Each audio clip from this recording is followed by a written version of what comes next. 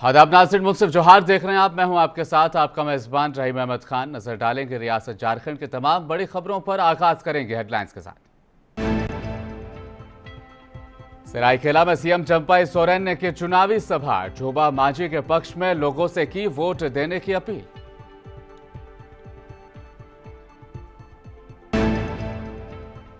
पलायन, अराजकता और करप्शन का दंश झेल रहा है झारखंड। रांची में बोली वित्त मंत्री निर्मला सीतारमण।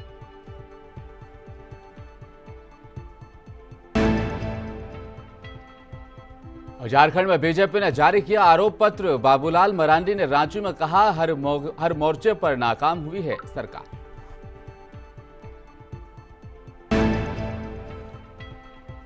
और जमशेदपुर समेत पूरे कोल्हान में जमकर हुई बारिश। लोगों को गर्मी से मिली राहत।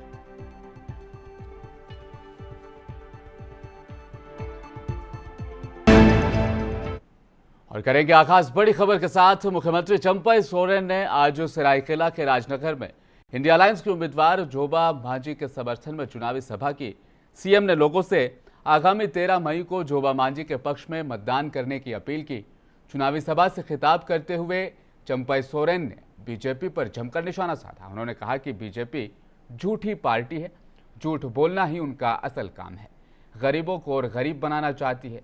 बीजेपी के उम्मीदवार गीता कोड़ा को भी उन्होंने खरी खोटी सुनाई। उन्होंने कहा कि कल तक वो हमारे साथ इंडिया अलायंस में थी, मगर आज उसने चोला बदलकर भाजपा का दामन थाम लिया है। तो लोगों से बचकर रहें, क्योंकि आज केंद्र सरकार रोजगार, बेरोजगारी और महंगाई की बात नहीं कर रही। आज जनसैलाब जैसे आप लोग देख रहे हैं ना, हमारा इंडिया गठबंधन जीत सुनिश्चित है और 14 के 14 सीट में हम लोग जीतेंगे। बिजली की बात कर रहे थे, 125 के बाद जून में क्या फ्री देंगे? 125 यूनिट बिजली के तो पहले आपने ऐलान किए थे, और जून में क्या फ्री हो करेंगे? अरे जो भी कहीं अगर छोटा मोटा विसंगति है, नहीं तो ऐसा तो 30 लाख आदमी को मिल रहा है फ्री। आज जनसैलाब जैसे आप लोग देख रहे हैं ना। केंद्रीय वित्त मंत्री निर्मला सीतारमण आज रांची पहुंची। यहां बेहतर ईस्टर्न इंडिया के लिए झारखंड का विकास विषय पर आयोजित एक समारोह में शामिल रही। कार्यक्रम का आयोजन Jharkhand chamber of commerce and industries के तत्वाधान में किया गया। कार्यक्रम में राज्य के प्रथम मुख्यमंत्री बाबूलाल मरांडी भी शामिल रहे। दोनों अतिथियों का झारखंड ऑफ कॉमर्स के मेंबरान ने जोरदार इस्तकबाल किया। कार्यक्रम से खिताब करते हुए सबसे पहले बीजेपी अध्यक्ष बाबूलाल मरांडी ने कहा, और उन्होंने वहां पर बातचीत करते हुए लोगों से संवाद किया। इसके साथ ही देश के वित्त मंत्री निर्मला सीतारमण ने भी अपनी बातें रखी। इस दौरान उन्होंने राज्य में हो रहे पलायन और करप्शन के मुद्दे पर अपनी चिंता जाहिर की। उन्होंने कहा कि आज झारखंड पलायन, अराजकता और करप्शन का दंश झेल रहा है, इसलिए राज्य में पलायन को रोकना इस वक्त की सबसे बड़ी चुनौती है।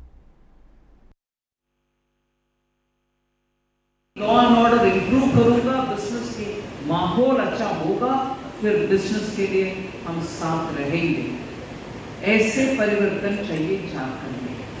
मुझसे पहले बात करने वाले वक्ता सब इस बार बजट में हमने विकसित भारत के वो ले जाने के लिए पूर्वी राज्यों का imagine the empowerment that has to be done and the effort that has got to be taken. So restoring some of the main, what they call the mother industry, the restoration of the fertilizer large factories, मैं इसमें एक स्पष्टीकरण आपके सामने रख रही हूं। At a time when Government of India is moving from traditional kind of fertilizers to nano fertilizers. More efficiency, better productivity, above all less. Ranchi के होटल रेडिसन बोलो में आज बेहतर झारखंड एक सार्थक संवाद प्रोग्राम के तहत मुज़ाकरा का शुरुआत हुआ, जिसमें साबिक मरकज़ी वज़ीर मालियात सीतारमण और झारखंड के पहले सीएम बाबूलाल मरांडी शामिल हुए। इस प्रोग्राम में झारखंड में मुख्तलिफ़ क्षेत्रों में सेवाएं दे रहे गणमान्य लोग भी शामिल हुए, जैसे सीए और बिजनेसमैन वगैरह शामिल हुए, और बेहतर झारखंड की परिकल्पना को कैसे पूरा किया जाए इस पर संवाद हुआ। बातचीत के दौरान, प्रोग्राम के दौरान, जहां मरकज़ी वज़ीर निर्मला सीतारमण ने कहा कि झारखंड एक धनी स्टेट है, यहाँ पर 40% से ज़्यादा मादनियात मिलता है और ये भारत की ज़रूरतों को पूरी करता है। बावजूद ये झारखंड पीछे है विकास के मामले में, तो कहीं ना कहीं इसका ज़िम्मेदार यहाँ की राजनीतिक परिस्थितियाँ हैं और यहाँ की सरकारें हैं। उन्होंने कहा कि जब झारखंड में बीजेपी की सरकार थी तो झारखंड तेज़ रफ्तार से तरक्की कर रहा था और झारखंड में लोगों के बुनियादी इंफ्रास्ट्रक्चर को कैसे दुरुस्त किया जाए उस पर काम हो रहा था। लेकिन अब फिर से जबकि यहाँ पर नया जंगल राज कायम हुआ, झारखंड की रफ्तार को ब्रेक सा लग गया, इसको बदलने की ज़रूरत है। वहीं बाबूलाल मरांडी ने अपने खिताब में कहा कि झारखंड में चूँकि कानून व्यवस्था नाम की कोई चीज़ नहीं है, जिससे यहाँ पर उद्योगपति जो है अपना उद्योग लगाने से कतराते हैं और वो बाहर की तरफ रुख कर रहे हैं। यहाँ पर निश्चित ही जब बुनियादी इंफ्रास्ट्रक्चर ठीक होगा, सेहत के क्षेत्र में सुधारात्मक काम किए जाएंगे, एजुकेशन के क्षेत्र में सुधारात्मक काम किए जाएंगे, तो झारखंड की निश्चित ही तस्वीर बदलेगी और झारखंड विकसित राज्यों की फहरिस्त में अग्रणी मकाम हासिल करेगा। कुल मिलाकर अगर कहा जाए तो आज के प्रोग्राम में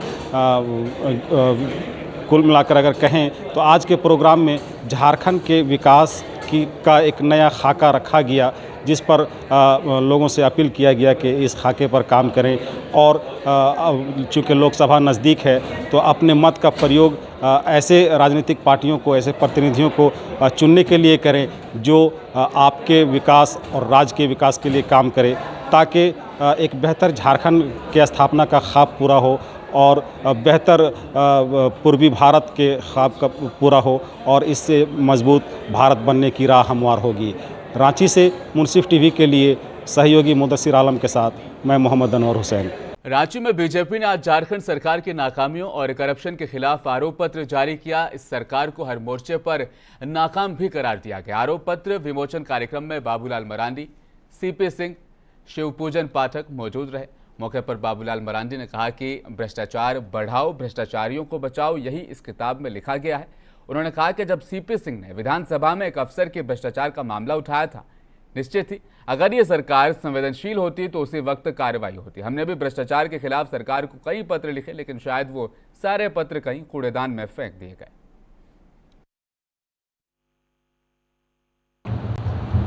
और अभी हम सब लोगों के बीच में अभी सीपी सिंह जी ने कोई विषय को रखा है और मैं आप सब लोगों से ये भी निवेदन करूंगा कि इस पुस्तक को, आरोप पत्र को जरूर आप सब लोग पढ़ेंगे तो आपको बाकी चीजें और समझ में आएगा। मैं संक्षिप्त में इतना ही कहूँगा कि इसमें ही लिखा हुआ है कि आरोप पत्र में भ्रष्टाचार बढ़ाओ और भ्रष्टाचार बचाओ। और ये मैं इसलिए कह रहा हूँ कि जो कितने सार्थक है इसके शीर्षक ही, जैसे भी आपको बताया कि वे विधानसभा में, हमें उस दिन उपस्थित थे विधानसभा में हाउस में, और सीपी सिंह जी विधानसभा के अध्यक्ष भी रहे हैं और सीनियर विधायक भी है। और एक अफसर के विरोध में उन्होंने खुल करके वहां कहा कि जिसकी अभी उन्होंने उल्लेख किया था कि विज्ञान के लाइसेंस देने में 5 लाख रुपया उपायुक्त ने वसूल किया। उस समय सरकार का क्या फर्ज बनता था? अगर संवेदनशील सरकार होती, भ्रष्टाचारियों को नहीं बचाती। वहीं बीजेपी के प्रदेश प्रवक्ता प्रतुल सहदेव ने भी प्रेस कॉन्फ्रेंस की और अंकल सैम पित्रोदा ने जो नस्ली टिप्पणी की उससे कांग्रेस में इस वक्त खलबली मची हुई है। उन्होंने इस बारे में कहा कि सैम पित्रोदा को पार्टी ने अभी तक निष्कासित क्यों नहीं किया, यह एक बड़ा सवाल है, जबकि अधीर रंजन चौधरी ने भी उनके बयान का समर्थन किया है। उन्होंने कहा कि सैम पित्रोदा ने कहा था कि पैट्रिक संपत्ति में भी टैक्स लगना चाहिए। उन्होंने जेएनयू में भी हिंदुस्तान तेरे टुकड़े होंगे का समर्थन किया। शरद पवार पाकिस्तान से राहुल गांधी को प्रधानमंत्री बनाने की ख्वाहिश का भी समर्थन किया, तो फिर उनके खिलाफ कानूनी कार्रवाई क्यों नहीं की गई? भ्रष्टाचारी जो है ना वो मुख्यमंत्री से भी ऊपर है। तो पहले इसे की ओर आते हैं, सैम पित्रोदा ने जो नस्लीय टिप्पणी की और अब उससे जो कांग्रेस डैमेज कंट्रोल करने की कोशिश कर रही है, मुझे लगता है बहुत देर हो गई। It's a case of too little too late. Sam Pitroda ने जिस तरीके से ईस्ट इंडिया के लोगों को कहा कि साहब चाइनीज दिखते हैं नॉर्थ ईस्ट के लोग, साउथ इंडिया के लोगों की तुलना अफ्रीकन से कर दी, नॉर्थ इंडिया के लोगों की तुलना गोरों से कर दी, और जो वेस्ट इंडिया है उनके लोगों की तुलना इन्होंने अरबों से कर दी। तो ये बहुत ही नस्लीय टिप्पणी है और सैम पित्रोदा ऐसी टिप्पणी करने के लिए जाने जाते हैं। इससे पूर्व भी उन्होंने टिप्पणी की थी कि जितना योगदान डॉक्टर अंबेडकर का है संविधान बनाने में, उसको बढ़ा चढ़ाकर पेश किया जाता है। ज़्यादा योगदान पंडित नेहरू का है। तो ये डॉक्टर अंबेडकर विरोधी लोग हैं और कांग्रेस पार्टी ने उस समय भी उनसे किनारा नहीं किया था कि अगर कोई किसी के साथ तस्वीर खिंचा लेता। मैंने फिर से मैं रिपीट कर रहा हूँ, क्यों रिपीट करवाने बार बार, ये हमारा कार्यक्रम नहीं था, ये चैम्बर और बदलता झारखंड का कार्यक्रम था। उनके तरफ से वो आमंत्रित थे। जिस रूम में निर्मला सीतारमण थी वहाँ लोगों की कतारें लगी हुई थी सेल्फी और पिक्चर्स खिंचवाने की, उसमें भीड़ में आकर इन्होंने खिंचवा लिया। बाबूलाल जी तो प्रोटोकॉल में बगल में खड़े थे, वो भी आमंत्रित थे। तो अगर किसी को मुझे जवाब देने का मौका दे मेरे मित्र, उसके बाद जितना चाहे प्रश्न कर ले। उसके बाद अगर किसी को लगता है कि ये तस्वीर से किसी का पाप कम हो जाएगा, तो यकीन मानिए किसी का पाप कम नहीं होने वाला, किसी का गुनाह कम नहीं होने वाला। कंफ्यूजन में कोई ना रहे, ऐसी तस्वीरों से कोई फर्क नहीं पड़ता। जी, जिक्र करें कि जामताड़ा की नाला विधानसभा अपना एक अलग ऐतिहासिक महत्व रखती है। इस विधानसभा में संयुक्त बिहार के वक्त माधवा गांव के रहने वाले शत्रुघ्न बेसरा बिहार सरकार के दौर में राज्य मंत्री हुआ करते थे, लिहाजा माधवा गांव काफी चर्चित रहा। लेकिन ये गांव मंत्री का गांव होने के बाद भी अलग झारखंड राज्य में अब तक उपेक्षित रहा है। माधवा गांव में लगभग 60 घरों की आबादी है जो 2 टोले में बटी हुई है, लेकिन दोनों टोले में आज तक पक्की सड़क तक का निर्माण नहीं हुआ। दरअसल पूर्व मंत्री के इस गांव के दोनों टोले में आज भी बहुत ही पुराने ज़माने की बोल्डर वाली सड़क वहां पर देखी जा सकती है और कहीं ना कहीं सड़क के मामले में इस गांव की कहानी को खुद यहां के लोग भी बयान करते हैं। मेरा नाम नलिनी हंसदा, मैं मधुआ से हूँ, सेविका हूँ। और अभी तक आंगनबाड़ी नहीं बना है, केंद्र नहीं बना है। जैसे कि पानी के दिन में दिक्कत, और अभी भी बहुत गर्मी है, अभी भी दिक्कत है कि हमारे गांव में इतना जनसंख्या की मतलब करीब 60 घर है और रोजी रोटी के लिए भी बाहर भी जाना पड़ता है। कभी चेन्नई, बम्बई, गुजरात, महाराष्ट्र भी जाता है, कलकत्ता तक भी जाते हैं, सामने भी जाते हैं। जमशेदपुर के बारीडीह के रहने वाली एक गरीब लड़के की शादी में पूर्व कमिश्नर विजय कुमार सिंह खुद शामिल हुए। वर वधू को आशीर्वाद भी उन्होंने दिया। साक्षी शीतला मंदिर में यह विवाह संपन्न हुआ है। विजय कुमार सिंह ने कहा कि लड़की गरीब परिवार की है, हमने इस परिवार को आर्थिक मदद भी दी। आज इस लड़की के शादी समारोह में भी खुद शामिल हुए और इन्हें आशीर्वाद भी दी। हम लोगों से अपील करते हैं कि आप लोग भी गरीब लड़कियों की शादी में ज़रूर शामिल हों और उनकी शादियों में मदद भी ज़रूर करें। आनंद का विषय ये है कि गरीब बच्ची है और सब मिलजुल कर उसको सहायता से उसको आज शादी हुई और ये बड़ा पुण्य का काम है किसी लड़की को घर से विदाई करना और अच्छे से संपन्न हुआ। मैंने भी जो बन पड़ा आर्थिक सहायता दिया था इसमें कि वो बच्ची की शादी में हमारे आए हैं, हमारे लड़की की शादी में हमको सहायता भी की है और शादी करा के आप उनको कितना खुश हैं आप? बहुत खुश हैं।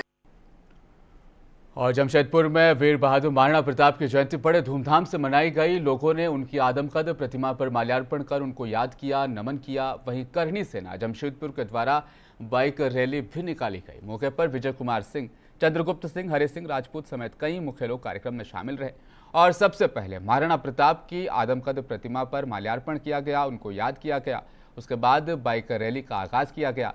वहीं विजय कुमार सिंह समेत अन्य लोगों ने कहा कि महाराणा प्रताप जैसे वीर सपूत को कभी भी भुलाया नहीं जा सकता। आज देखिए उनका शौर्य दिवस है, शौर्य यात्रा हम लोगों ने निकाली, आपने देखा, और उनके पराक्रम को हम लोग याद कर रहे हैं। और ये युवाओं में संदेश देना है कि वैसा ही पराक्रम की अभी जरूरत है देश को। महापुरुष महाराणा प्रताप जयंती के अवसर पर सौर यात्रा का आयोजन किया गया था। यहाँ 500 से ज्यादा बाइक की संख्या में लोग मौजूद रहे। आज जैसे कि आप सभी को पता है, आज भारत के वीर शिरोमणि महाराणा प्रताप जी की जयंती है। आज शहर के तमाम क्षेत्रीय संगठन, जितने भी संगठन हैं, सामाजिक संगठन हैं, सब आज बैरवा अनुमंडल के तनुघाट महाविद्यालय में राष्ट्रीय सेवा योजना इकाई के तत्वाधान में मतदाता जागरूकता अभियान चलाया गया। इस दौरान महाविद्यालय में मौजूद शिक्षकों के साथ साथ जो वहां पर स्टूडेंट्स थे, उन्होंने भी स्वच्छ वातावरण में मतदान करने का अहद लिया, संकल्प लिया। इस मौके पर महाविद्यालय के प्रभारी प्राचार्य प्रोफेसर श्रीकांत प्रसाद ने छात्र छात्राओं से कहा कि लोकतंत्र के इस महापर्व में अपने वोट का इस्तेमाल जरूर करें।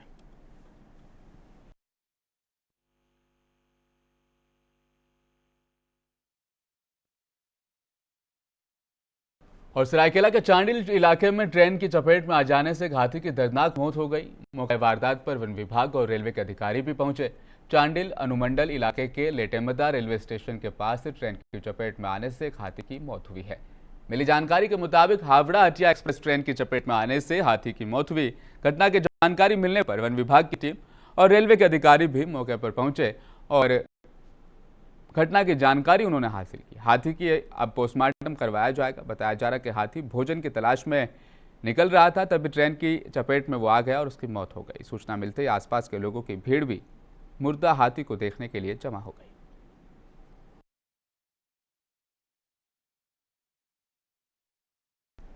और गढ़वा के कांडी थाना इलाके के मंजियाव सुंडीपुर मुख्य सड़क स्थित राणाडीह गांव में एक ट्रैक्टर ने महिला को रौंदते हुए वो घर में घुस गया, जिसमें पति कैल पासवान की पत्नी लगभग 50 साल की, जिनकी उम्र बताई जा रही चंद्रावती देवी उनका नाम है।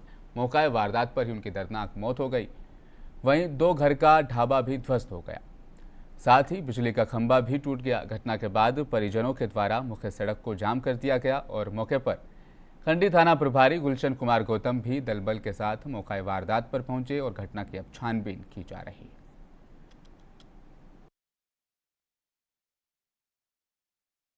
और बैरवा अनुमंडल के बैरमो थाना अंतर्गत अमलो चेक पोस्ट के नजदीक मार्बल से टाइल्स लदा ट्रक बेकाबू होकर पलट गया। ट्रक चालक अजू खान ने बताया कि मार्बल लेकर गुजरात से बोकारो जिले के फुसरो की तरफ ये ट्रक जा रहा था। इस दौरान अमलो चेक पोस्ट के नजदीक अनियंत्रित होकर ट्रक पलट गई। बताया ये भी जा रहा है कि किसी तरह गाड़ी से कूदकर ड्राइवर ने अपनी जान बचाई। इस घटना में ट्रक चालक को सीने में चोटें आई हैं, उपचालक को भी हल्की चोटें आई हैं। घटना की जानकारी मिलने पर बैरमो थाना प्रभारी अशोक कुमार अपने दलबल के साथ मौका वारदात पर पहुंचे, घटना की जानकारी ली।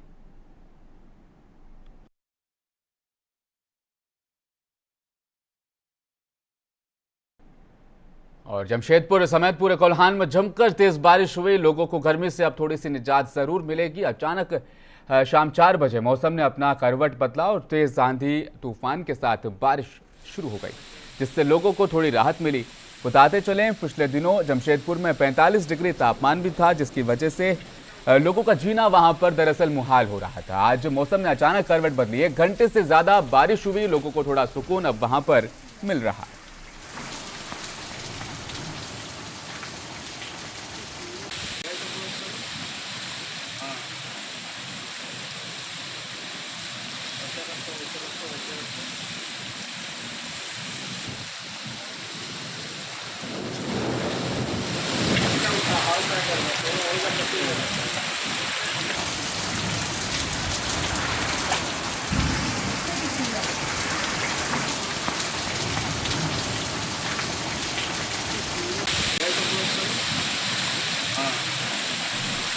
कोलकाता से आज़मीन हज का पहला काफिला आज 1:15 पर कोलकाता एयरपोर्ट से रवाना हुआ है। ये सिलसिला अब 25 मई तक जारी रहेगा।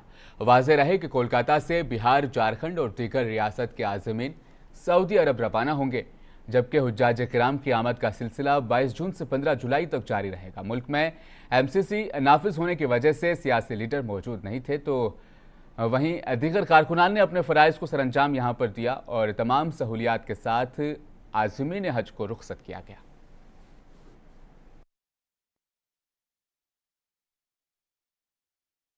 और आखिर में एक बार फिर नजर हेडलाइंस पर। सरायकेला में सीएम चंपाई सोरेन ने की चुनावी सभा, जोबा मांझी के पक्ष में लोगों से की मतदान की अपील।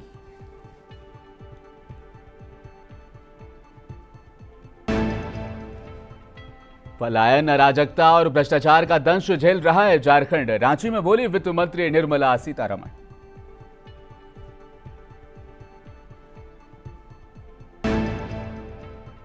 झारखंड में बीजेपी ने जारी किया आरोप पत्र। बाबूलाल मरांडी ने रांची में कहा, हर मोर्चे पर नाकाम हुई है झामुमो सरकार।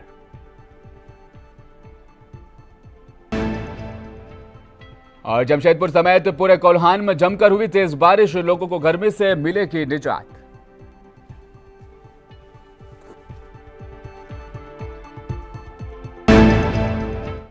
मुंसिफ जोहार में फिलहाल इतना ही। मजीद खबरों के लिए बने रहिए हमारे साथ, देखते रहें मुंसिफ टीवी न्यूज।